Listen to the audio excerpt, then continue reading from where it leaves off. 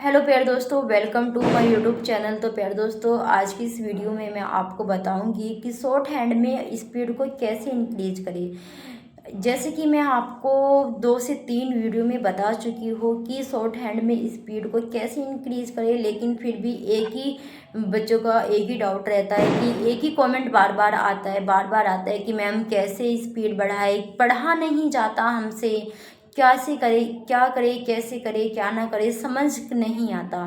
प्यारे दोस्तों, ये लास्ट वीडियो है और आई होप कि ये वीडियो आप लोगों के लिए बहुत ही हेल्पफुल हो और आपको इससे वीडियो से बहुत कुछ सीखने को मिले।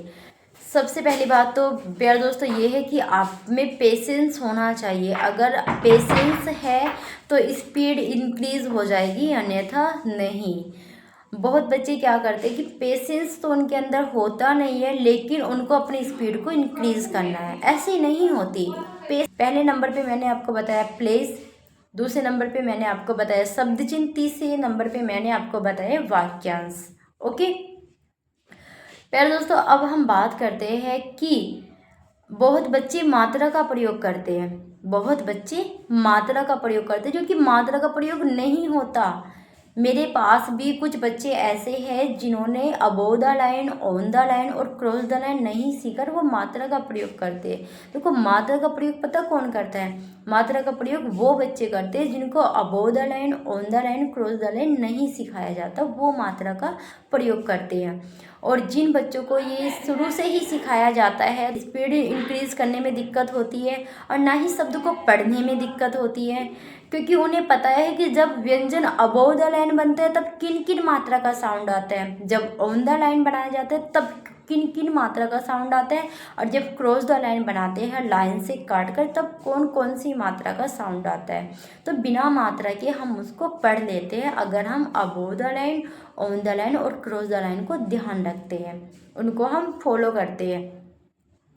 टीचर लोग नहीं बताते, बहुत टीचर लोग बता देते, बहुत नहीं बताते, तो इसलिए बच्चों को दिक्कत होती है। तो आपको ध्यान बहुत ही अच्छे से रखना है। एक आप सबसे बड़ी गलती करते हो, स्पीड में मात्रा का प्रयोग करते हो। भाई, स्पीड में मात्रा का प्रयोग करता कौन है? कौन करता है स्पीड में मात्रा का प्रयोग? भाई, कहीं नहीं होता स्पीड में मात्रा का प्रयोग। बहुत टीचर लोग कराते हैं मात्रा का प्रयोग, लेकिन नहीं कराना चाहिए। इससे जो टीचर लोग स्पीड में बोलते हैं ना कि मात्रा का प्रयोग करो, फिर भी बाद में बच्चों को बहुत ज़्यादा दिक्कत होती है। तो अगर आप ऐसे किसी टीचर से पढ़ रहे हैं कि जो मात्रा का प्रयोग स्पीड में कराते हैं, तो मैं रिक्वेस्ट करती हूँ उन बच्चों से कि वो अगर आपके टीचर कराते तो कृपया आप उनसे बोले कि सर, हमें ऐसी हैबिट डालो कि हम स्पीड में मात्रा का प्रयोग ना करें। अब एक बात बताओ मुझे, क्या आपके पास इतना समय होता है स्पीड में कि आप मात्रा का प्रयोग कर दो? वहाँ पे दिमाग भी इतनी तेज़ी से चलता है, जैसे कि वहाँ पे बोलने वाले की स्पीड होती है ना, जितनी तेज़ी से हमारा हाथ चलता है, जितनी तेज़ हमारे हाथ की गति होती है ना, उतनी तेज़ हमारे दिमाग की सोचने की गति होती है। मिनटों सेकंड में सोचना पड़ता है, मिनटों सेकंड में सोच के शब्द को बनाना पड़ता है। तो आप उस वक्त मात्रा का प्रयोग कहाँ से कर लोगे, बताओ मुझे? मात्रा का प्रयोग नहीं करना। मेरे लोगों को मात्रा का प्रयोग बिल्कुल भी नहीं करना। अगर कर रहे हो ना आप लोग भी मात्रा का प्रयोग, तो छोड़ दो, अभी छोड़ दो, इसी वक्त अभी छोड़ दो। और अगर आपको नहीं पता ना above the line, on the line, cross the line, तो इसको सीखो, वरना आपकी स्पीड बिल्कुल भी इंक्रीज नहीं होने वाली है। ये गलती जो आप कर रहे हो ना, सबसे बड़ी स्पीड में मात्रा का प्रयोग करना, ऐसे आपकी स्पीड जल्दी सी नहीं आएगी, या फिर मैं ये कहूँ कि आएगी नहीं। अगर किसी की आ जाती है तो बहुत अच्छी बात है, मैं मना नहीं कर रही, लेकिन अगर आपको कम समय में अपनी स्पीड को इंक्रीज करना है तो मैं आपसे यही कहूँगी, एक तो प्लेस का ध्यान रखें, above the line, on the line, cross the line. क्यों रखना होता है? क्योंकि हम बिना मात्रा के पढ़ते हैं शब्द को, इसलिए हमें above the line, on the line, cross the line का ध्यान रखना होता है, इसलिए रखना होता है। शब्द चिन्ह जितना हो सके याद करो। अगर कोई बहुत बड़ी आउटलाइन है, आप नहीं बना पा रहे उसको, तो उसका कोई यूनिक सा शब्द चिन्ह सोच लो। आपसे नहीं सोचा जा रहा तो अपने टीचर से पूछ लो, सर कोई यूनिक सा शब्द चिन्ह इसका बना दो। वाक्यांश जितना हो सके खुद बनाओ, बुक पे मत जाओ कि बुक में जो है रट्टा लगाना। बहुत बच्चे रट्टा लगाने पे लगे रहते हैं, रट्टा नहीं लगाना, क्योंकि रट्टा लगाया हुआ स्पीड में नहीं आता।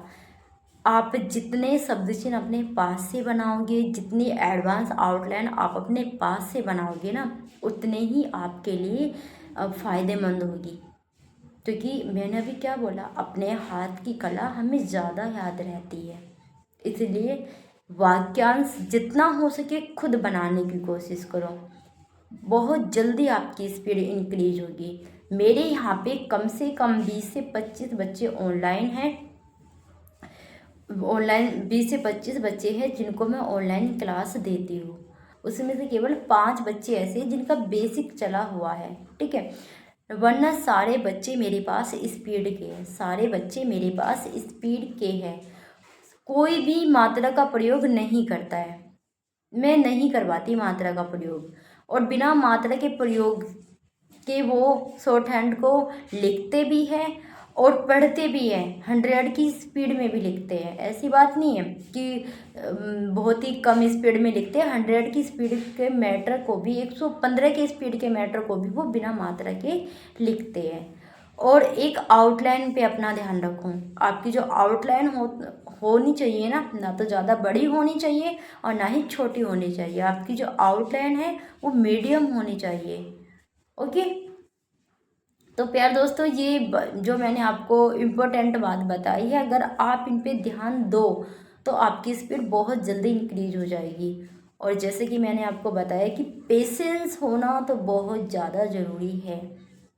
जो बच्चे अपने 4-4 5-5 साल ऐसे ही बर्बाद कर देते हैं, उनके अंदर पेशेंस नहीं होता, वो शॉर्ट हैंड को लेके पेशेंस रख ही नहीं पाते, उतावली होते हैं। और एक सबसे प्यारी बात मैं आपको बताती हूँ, आपकी स्पीड बहुत अच्छी है, ठीक है, आपकी स्पीड बहुत अच्छी है। जब आपने डिक्टेशन को शॉर्ट हैंड में लिखा, तो आप उसको क्या करते हो, पढ़ते हो ना, तो बहुत ही उतावले होके पढ़ते हो, हबड़ तबड़ में पढ़ते हो, ऐसे एक अपना जो कॉन्फिडेंस है ना, ठीक है, नर्वस हो जाते हो पढ़ते वक्त। तो ऐसे सोचा करो कि मेरे सामने जो भी बैठा है वो सब मूर्ख है, मुझसे अक्लमंद यहाँ पे कोई नहीं है, मैं अकेला हूँ, मुझे यहाँ पे कोई नहीं दिखाई दे रहा, ठीक है। खुद को अकेला समझो कि सब पागल हैं, बस समझदार मैं ही हूँ, ये सोचो और पढ़ना स्टार्ट करो। आप सबको देखते हो ना कि उस कोन में वहाँ पे लड़की बैठी है, बेइज्जती हो जाएगी। सबसे बड़ी प्रॉब्लम होती है कि अगर आपके ग्रुप में लड़की है तो आपकी बत्ती गोल हो गई। होता है, बिल्कुल होता है। अगर लड़कों का ग्रुप है और उस ग्रुप में लड़की है तो बत्ती गोल हो गई, वे बेइज्जती हो जाएगी अगर मुझसे नहीं पढ़ा गया। चलो ठीक है, माना उन लड़कियों के सामने तुम नहीं पढ़ रहे क्योंकि तुम्हारी बेइज्जती हो जाएगी।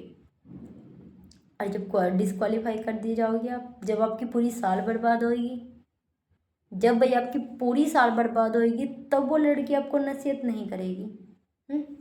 तो इसलिए टीचर क्या कहेगी, दोस्त क्या कहेगी, लड़की बैठी है लड़की क्या कहेगी, ये आज मैं आप गहराई तक आपको बता रही हूँ। आपकी जो मन की गहराई होती है ना, मुझे पता है, वहाँ तक बहुत ज़्यादा सोचते हैं। बहुत लड़कियाँ भी ऐसी होती है कि भाई सामने बॉयज़ बैठे हैं, नहीं पढ़ा जाएगा तो थोड़ा सा इंसल्ट होगी, तो वो पढ़ने से मना कर देती है कि सर आज नहीं कल पढ़ूंगी। गलत पढ़ा जा रहा है, गलत ही पढ़िए। आज 4 लोग हंस रहे हैं, कल 1000 लोग तारीफ करेंगे। और आज आपको उनकी हंसी दिख रही है कि वो हंसेगी, वो पता नहीं मेरे बारे में क्या सोचेगी। और जब आप डिस्क्वालीफाई कर दिए जाओगे, जब पूरी साल बर्बाद होएगी, तब भी तो वो आपको नसीहत करेगी ना, तब थोड़ी ना वो आपको शाबाशी देगी, नहीं देगी ना। तो डिक्टेशन पढ़ते वक्त किसी को नहीं देखना चाहिए। आपके सामने आपके टीचर बैठे ना, भूल जाओ कि हमारे टीचर यहाँ बैठे हैं, बस हम यहाँ पे अकेले हैं, जो बैठे हैं वो सब मूर्ख हैं, उन्हें कुछ नहीं पता। डिक्टेशन पढ़ना स्टार्ट कर दो रिलैक्स होके, नर्वस मत हो, होपलेस मत हो। ऐसे ऐसे बहुत जल्दबाजी में मत पढ़ो, धीरे धीरे पढ़ो। जल्दबाजी में पढ़ते हैं बच्चे, इसलिए नहीं पढ़ पाते सही से। सही लिखते हैं लेकिन पढ़ नहीं पाते। क्यों?